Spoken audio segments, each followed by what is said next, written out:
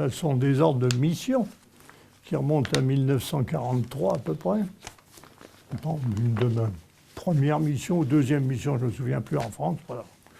Nous étions équipés de faux papiers, comme vous pouvez voir. Des faux papiers, car Robert Maloubier, dit Bob, était espion des services secrets britanniques au sein de la section française des Special Operations Executive, un service de commando créé par Winston Churchill pour saboter et désorganiser les armées allemandes en Europe. Operation Instruction Number F142 Part 1. Operation Porter, Home in the Field Clotaire, c'est-à-dire mon nom en truc, name in the papers, dans les papiers d'identité, Robert Malval, etc. Vous serez parachuté à tel endroit, etc. Des parachutages en France, Robert Maloubier en connaîtra 2, avec de longs mois de survie dans le maquis.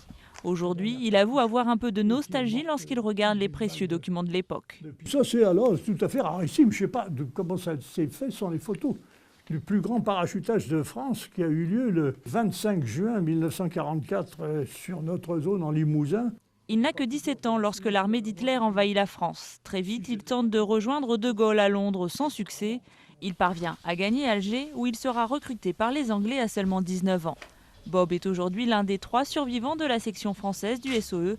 67 ans après, sa mémoire reste intacte. Je suis ici, mon adjoint Dufour est là, mon radio américain est là.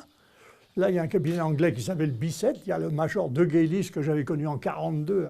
Après la guerre, il quitte l'armée britannique avec le grade de capitaine. Très vite, il sera appelé pour fonder les services secrets français, un épisode qui le fait encore sourire. On a cherché des vétérans des services secrets, à 22 ans j'en étais un, pour former un service secret français. Donc je suis resté 10 ans dans les services secrets français, un pionnier si vous voulez, à 22 ans. Au cours de ces 10 ans, il fondera en 1952 avec Claude Riffaut l'unité des nageurs de combat. Il dessinera même l'emblème des nageurs français, 2 hippocampes et des ailes d'aviateur.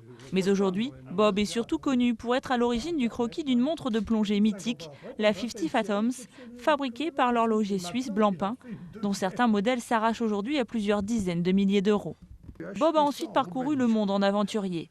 Mis à la retraite forcée en 1986, il se lance alors dans une carrière d'écrivain, des livres qui ont même séduit Jean-Luc Godard qui lui a demandé de jouer un vieil espion dans son dernier long métrage, film Socialisme, sorti en 2010. À presque 88 ans, Bob n'a pas l'intention de raccrocher. Un 5e ouvrage va bientôt paraître, un 6e est déjà en préparation. On dit service-action, c'est ça. C'est l'action, comme toujours. Vous voyez, moi, la retraite, je meurs.